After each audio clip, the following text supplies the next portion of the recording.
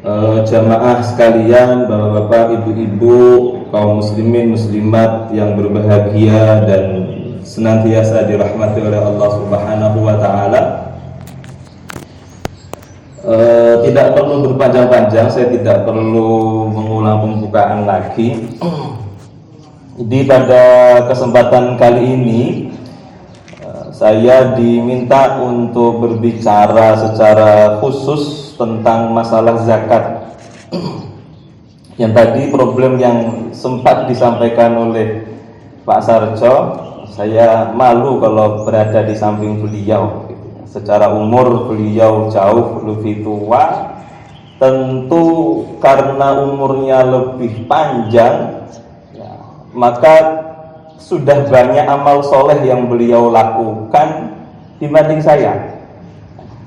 Maka saya malu dan merasa tidak pantas sebenarnya duduk di sini, tetapi sebagai bentuk penghormatan saya kepada beliau untuk bisa mengisi kegiatan pada kali ini, dan saya akan berusaha semampu yang saya bisa.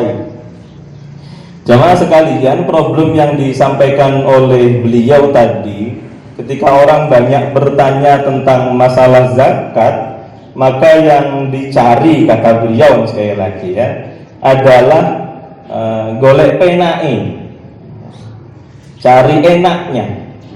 Saya kira problem ini muncul dari masih banyak di antara kita yang kurang paham masalah harta. Bagaimana Islam ini memandang harta. Karena kalau kita berbicara masalah zakat, maka kita akan berbicara secara panjang lebar masalah harta. Sekaligus ini menampik bagi orang-orang, membantah bagi orang-orang yang mengaku sebagai seorang muslim, tetapi dia tidak mau bersinggungan dengan langsung dengan harta, dengan dalih zuhud misalnya. Aku ra gelem mas golek duit, engko lah adape neng neraka gede misalnya. Saya takut alasannya saya mau zuhud saja. Orang-orang yang seperti ini memahami zuhud dengan makna yang sempit. Kalau kita memandang zuhud, maka cermin yang paling besar yang harus kita lihat adalah Rasulullah. Bagaimana Rasulullah Shallallahu Alaihi Wasallam semasa kecilnya saja atau masa mudanya, beliau sudah sebagai pengembala. Artinya beliau memiliki harta. Sebelum beliau menikah dengan Sayyidah Khadijah, siapa beliau? Pedagang. Beliau bersama dengan banyak orang, kemudian mengambil barang dagang dari Sayyidah Khadijah sebelum menjadi istrinya, berdagang, dan perdagangannya bukan hanya pasar desa. Nek cara ning mriki nggih ora nggur dodolan ning pasar Mangu. Perdagangan Rasulullah itu sudah internasional, bukan interlokal lagi. Rasulullah berdagang, membawa dagangannya dari negeri Mekah menuju negeri Syam. Kalau hari ini Palestina, kalau hari ini kita kenal dengan Suriah, itu perdagangan Rasul. Apakah kemudian kita katakan Rasulullah itu tidak zuhud? Na'udzubillah min dzalik. Jamaah sekalian, maka makna orang itu beralasan saya tidak mau bekerja, saya tidak mau dapat uang, saya nggak mau nyari harta karena dalih saya ini mau zuhud mas. Maka orang yang berkata seperti itu sebenarnya tidak zuhud dia. Para jamaah, kalau misalnya Islam ini mewajibkan zakat, yang mana kita tahu zakat ini termasuk dari rukun Islam, maka Islam ini memerintahkan kita untuk memiliki harta. Karena kalau tidak diperintahkan untuk memiliki harta, maka tidak ada kewajiban zakat. Islam tidak akan berbicara masalah zakat, tapi Islam berbicara zakat, bahkan meletakkannya pada fondasi sebagai rukun Islam.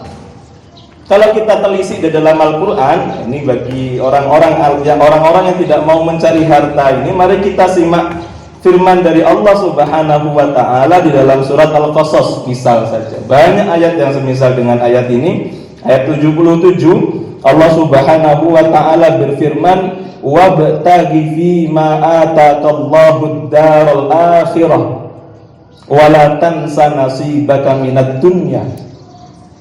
Dalam potongan ayat ini Allah Subhanahu wa taala berfirman, "Wabtaghi fi ma ataqallahu ad-daral akhirah." Raihlah dengan apa yang Allah berikan kepadamu, kepada kita. Allah berikan sehat, Allah berikan nikmat-nikmat yang lain termasuk nikmat harta, daral akhirah. Dengan apa yang Allah berikan kepadamu, raihlah kesempurnaan kenikmatan kehidupan akhirat. Tetapi firman ini tidak berhenti sampai di sini saja. Selanjutnya Allah berfirman, wala tansa nasibaka minad dunya. Meskipun tujuan prioritas hidup kita ini adalah prioritas akhirat, karena memang harus demikian, tetapi Allah menyertakan dalam firman-Nya ini wala tansa nasibaka minad dunya. Meskipun demikian, kalian jangan pernah lupa, kamu jangan pernah lupa terkait permasalahan kehidupan duniamu. Maka Islam memerintahkan kepada kita juga untuk berurusan dengan dunia. Ustaz, ada ayat Mas, ada ayat di dalam di juz 30, walal akhiratu khairul laka minal ula. Bahwasannya kehidupan akhirat itu lebih baik daripada kehidupan dunia. Kemudian orang dengan pengetahuannya yang singkat memahami ayat ini bahwasannya wis dunia ki rasa digoleki mas, sing penting akhirat. Orang yang memaknai ayat ini dengan makna demikian itu memaknai dengan makna sempit. Saya pernah mendapatkan dari guru saya, dari ustadz saya, beliau bahkan mengatakan dunia di satu posisi itu adalah sesuatu yang sangat urgen bagi manusia, bahkan untuk urusan akhiratnya. Mengapa demikian? Orang tidak akan bisa masuk surga kecuali dengan melewati kehidupan dunia. Bagaimana kita bisa menambah amal soleh kita? Bagaimana kita semakin menjadi orang yang soleh di hadapan Allah Subhanahu wa ta'ala kalau kita tidak berinteraksi dengan urusan dunia? Maka tidak ada alasan bagi kita untuk kemudian sing penting urip nang akhirat mas, sendunya rasah pati digatekne. Ini permasalahan yang salah. Sing penting sholat, sing penting poso mas, tapi zakat engkau tidak bisa. Para jamaah yang dirahmati oleh Allah Subhanahu wa ta'ala, meskipun Islam memerintahkan kita untuk berinteraksi dengan dunia atau berinteraksi dengan harta secara khusus, tetapi Islam memberikan aturan. Ada aturan mainnya bagaimana cara kita ini berinteraksi dengan harta. Disinilah kesempurnaan Islam. Islam tidak mengatur kita, tidak melarang kita untuk sama sekali tidak berinteraksi dengan harta. Tetapi Islam juga tidak membebaskan kita sehingga kita mencari dengan cara yang kita inginkan tanpa memperhatikan perkara halal, perkara haram, tanpa memperhatikan kezaliman, tanpa memperhatikan hak orang lain. Tidak. Ada aturannya dalam Islam ketika kita ini berinteraksi dengan harta. Yang terpenting adalah kepemilikan harta dalam Islam. Mungkin kita menganggap apa yang saya miliki ini dari jerih payah saya, apa yang saya miliki ini karena saya bisa mengelola bisnis dengan baik, apa yang saya dapatkan ini ya karena kemampuan saya, tidak ada Tidak ada orang yang tidak ada zat atau tidak ada, pokoknya karena saya. Islam tidak mengajarkan demikian. Wa mimma, kata Allah Subhanahu wa taala, wa mimma razaqnahum yunfiqun. Artinya wa mimma razaqnahum, kamilah, kata Allah Subhanahu wa taala, yang memberikan rizki kepada kalian. Artinya kita hanya berusaha, Allah Subhanahu wa taala yang menentukan rizkinya. Tentu sebagian di antara kita yang sibuk dengan perdagangan, kita sudah maksimal, segala ilmu ekonomi yang kita miliki sudah kita terapkan. Tetapi takdir Allah Subhanahu wa taala di akhir tidak seperti yang kita harapkan. Kita sering mendapati demikian. Tapi tidak sedikit tiba-tiba hanya dengan ujuk-ujuk kaya makin gitu. Kira-kira bisnisnya ya dilakukan dengan semampunya saja, tetapi atas takdir Allah Subhanahu wa taala dilimpahkan rizki kepadanya. Artinya wa mimma razaqnahum, Allah Subhanahu wa taala yang memberikan rizki kepada kita. Karena kalau kita memahami bahwasanya harta yang kita miliki ini karena jerih payah kita, Masya Allah, bahaya pemahaman seperti ini. Nanti ketika dia berhasil, dia akan sombong. Akan tetapi kalau pada saatnya dia akan merugi, maka dia akan stres, maka dia akan bisa sampai bunuh diri. Jemaah yang dirahmati oleh Allah Subhanahu wa taala, maka ketika kita ini sudah mulai berinteraksi dengan harta, entah dengan cara apapun selama dalam perkara yang diperbolehkan oleh Allah Subhanahu wa taala, maka Allah Subhanahu wa taala memperingatkan kepada kita dalam firman-Nya surat Al-Hadid ayat 7, aminu billahi wa rasulihi wa anfiqu mimma ja'alakum mustakhlafina fihi falladzina amanu minkum wa anfaqu lahum ajrun kabir. Ketika kita ini sudah berinteraksi dengan harta, memiliki harta yang cukup, maka mari kita simak firman Allah Subhanahu wa taala, aminu billahi wa rasulih. Berimanlah kalian dengan Allah, kepada Allah dan Rasulnya. Selanjutnya, wa anfiqu mimma ja'alakum mustakhlafina fih. Kemudian infakkanlah, kemudian sedekahkanlah, kemudian zakatilah apa dari harta yang Allah jadikan bagimu engkau bisa menguasainya. Mimma ja'alakum mustakhlafina fihi. Ayat ini jamaah sekalian menunjukkan dua perkara. Setelah kita ini beriman kepada Allah dan kepada Rasulnya, maka Allah memerintahkan kepada kita untuk merubah cara fikir kita terkait harta. Kalau kita sebagai seorang muslim memahami apa yang Allah berikan dari harta ini adalah titipan dari Allah, dan faktanya memang demikian.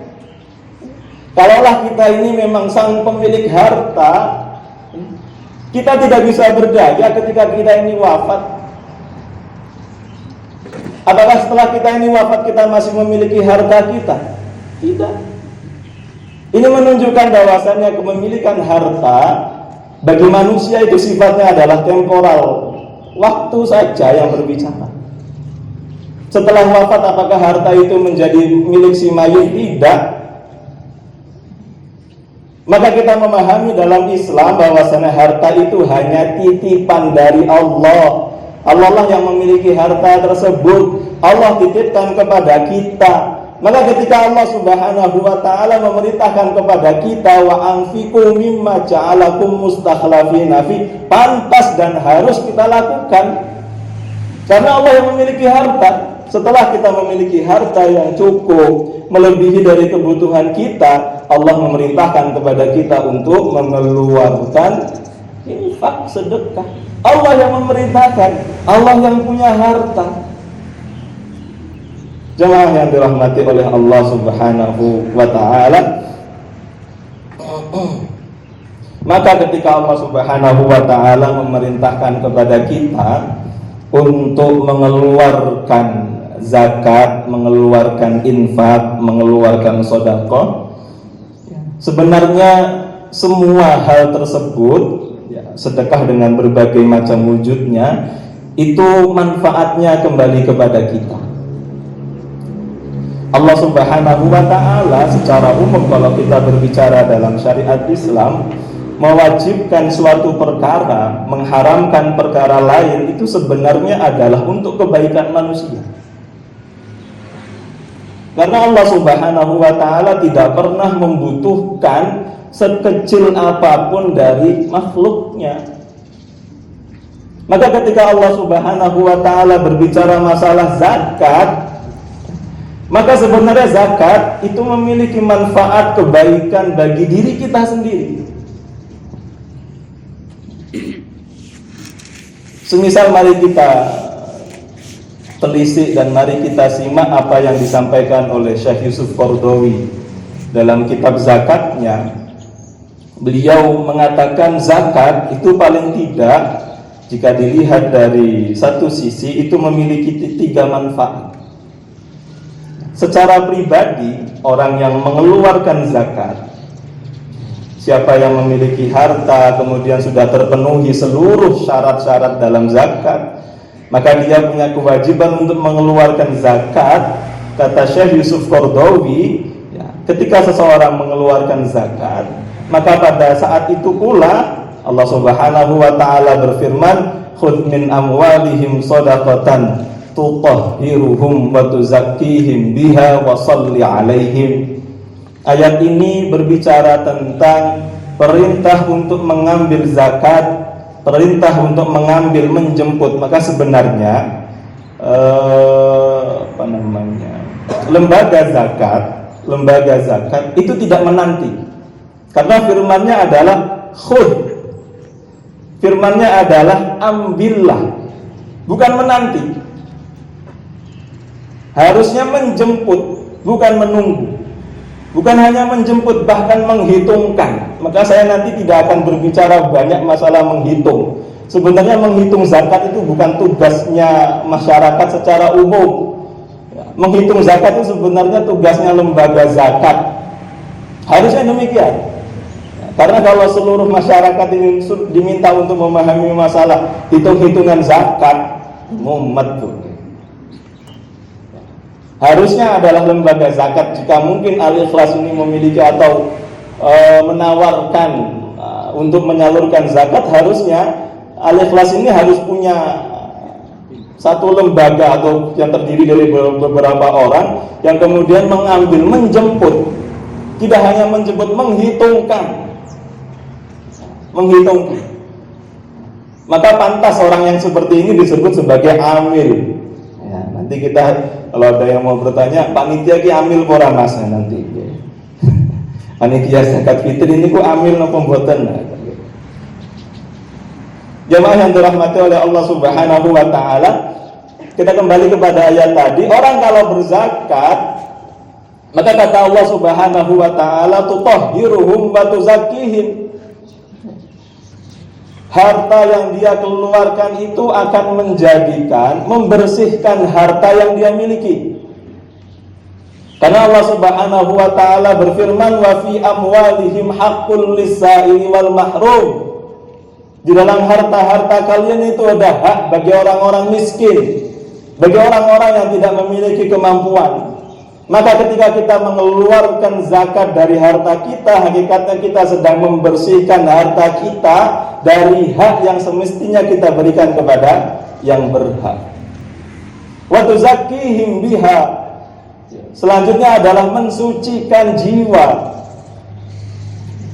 Mungkin ada rasa sombong dalam diri kita ketika kita ini memiliki banyak harta, maka dengan berzakat kita sucikan diri kita dari sifat sombong, kita sucikan diri kita dari sifat kikir. Maka dengan zakat kita melatih diri kita agar tidak senantiasa tergantung kepada dunia. Tutahhiruhum wa tuzakkihim biha. Ma'asyiral muslimin yang dirahmati oleh Allah Subhanahu wa ta'ala, dalam hadis Rasulullah sallallahu alaihi wasallam bersabda, dawu mardakum bis-shadaqah. Obatilah orang-orang yang sakit di antara kalian dengan sedekah. Mungkin ada sebagian di antara kita yang masih menganggap kalau kita ini bersedekah akan berakibat kepada kurangnya harta kita. Padahal tidak demikian. Mana qasat shadaqatun min malin, kata Rasulullah. Harta yang dikeluarkan, harta yang disedekahkan itu tidak berkurang. Mungkin secara nominal berkurang, tetapi nikmat Allah itu tidak hanya berupa harta. Bisa jadi kita mengeluarkan sedekah kita, berkurang harta kita, tapi Allah ganti, Allah berikan nikmat kesehatan kepada kita. Masya Allah, berapa banyak di antara kita orang yang memiliki banyak harta tapi tiap minggu harus cuci darah. Orang yang memiliki banyak harta tapi tiap minggu harus urusan dengan dokter spesialis. Allah kasih jalan pintas.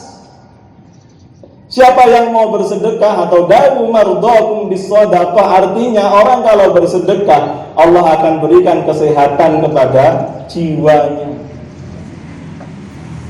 Masyaallah muslimin yang dirahmati oleh Allah Subhanahu wa taala, banyak lagi manfaat tentu, karena saya tadi dibatasi, ini malah sudah melebihi batasnya. Yang kedua, ini perlu kita sampaikan agar kita ini, karena tadi Ustaz Sarjo mengatakan banyak orang yang masih merasa berat untuk berzakat, Mas. Kalaupun bertanya pengen golek sing penak-penak, Mas. Maka saya sampaikan beberapa manfaat dari zakat, dari sedekah yang kita lakukan agar kita ini termotivasi. Yang kedua, apa manfaat sedekah atau manfaat zakat bagi sang penerima? Ya, ada 8 bagian penerima zakat. Kata Syekh Yusuf Qaradawi, yang pertama adalah terpenuhinya kebutuhan. Masya Allah, jadi kalau kita ini berbicara Islam, Islam itu tidak hanya berbicara urusan dia dengan Allah saja. Islam juga berbicara bagaimana interaksi dia dengan saudaranya, bagaimana interaksi dia dengan tetangganya. Bahkan kita tidak sedikit mendapati di dalam hadis Rasulullah amalan-amalan yang sifatnya interaksi dengan manusia tetapi menjadi jalan mencapai surganya Allah. Bahkan tidak sedikit kita dapati ayat yang berkaitan interaksi dengan tetangga dikaitkan dengan masalah keimanan. La yu'minu ahadukum, man kana yu'minu billahi wal yawmil akhir falyukrim jarah falyukrim dhaifah. Siapa yang beriman kepada Allah, beriman kepada hari akhir, muliakan tetangganya, muliakan tamunya. Masya Allah. Jadi Allah mengaitkan kita ini memuliakan tetangga kita kaitannya dengan keimanan kita kepada Allah. Orang yang urusan dunia nih, mungkin masih sedikit, mungkin di antara kita masih ada yang waku PR tangga ya benko aku mau ini memberi makanan sak rantang yang muga-muga engko dibaliknya rantangnya sak isine ya. Tapi kalau kita beriman kepada Allah, semangat kita untuk memuliakan tetangga, semangat kita untuk memuliakan tamu, itu karena keimanan kita kepada Allah dan keimanan kita kepada hari akhirat. Masya Allah, kaitannya erat. Demikian ketika kita ini berzakat, kita tidak sedang hanya beribadah kepada Allah, di sisi lain kita sedang memenuhi kebutuhan saudara-saudara kita. Maka manfaat yang terbesar sedekah atau zakat bagi orang yang menerima adalah terpenuhinya kebutuhan hidupnya. Dan yang kedua adalah orang kalau menerima zakat, orang kalau menerima sedekah, orang-orang fakir dan selanjutnya, maka akan hilang dari dirinya ini rasa iri dan dengki. Ini yang penting. Banyak orang yang tergugah untuk melakukan tindak kriminal itu karena rasa iri dan dengki, didorong dari tidak memiliki atau tidak berkecukupan ekonominya. Oh iki wong kaya, dia iri karena tidak memiliki banyak harta, akhirnya berbuat tindak kriminal. perbuatan ini, aktivitas ini, Islam berusaha untuk meminimalisirnya, meskipun tidak terhapus secara keseluruhan. Dengan apa? Dengan berzakat. Kemudian diberikan atau diserahkan kepada orang yang berhak. Maka dengan demikian dia akan, Masya Allah, orang yang kaya telah mengeluarkan zakatnya, telah memberikan kepada saya, terpenuhi kebutuhannya orang miskin ini, sehingga tidak ada lagi keinginan baginya untuk berbuat tindak kriminal. Manfaat yang paling besar, kata Syekh Yusuf Qaradawi, secara kehidupan sosial, zakat ini bermanfaat agar tidak terjadi kesenjangan sosial di kehidupan masyarakat. Masalah kemiskinan dan masalah miskin dan kaya itu memang sesuatu yang tidak mungkin dihapuskan. Maka kalau ada orang yang mau nyalon begitu ya, saya akan menghapuskan kemiskinan di Magetan, beliau. Karena kemiskinan tidak mungkin dihapuskan. Miskin 0% orang mungkin. Kalau miskin 0% gubah dunia kita. Lah sapa sing gelem kerja ning sawah? Oh, ini bukan bermakna yang di sawah itu tidak punya harta, enggak. Maksudnya yang jadi tukang-tukang itu. Tetapi Islam meminimalisir agar tidak terpaut jauh, tidak terlalu jauh, yang kaya semakin kaya, yang miskin semakin diinjak-injak. Tidak. Apa solusi Islam? Zakat. Sehingga kalau tercipta masyarakat, Masya Allah, tidak usah jauh-jauh lah, tidak usah berbicara Indonesia begitu. Kalau Takran ini saja dengan wasilah atau dengan perantara Al-Ikhlas bisa mengelola zakat dengan baik, Masya Allah. Orang yang miskin, orang yang fakir merasa terpenuhi zakat, terpenuhi kehidupannya. Orang yang kaya sergap mengeluarkan zakatnya. Saya yakin orang yang sing nyolong yang Takran. Karena terpenuhi kebutuhannya. Orang mencuri itu karena terdorong salah satu faktornya.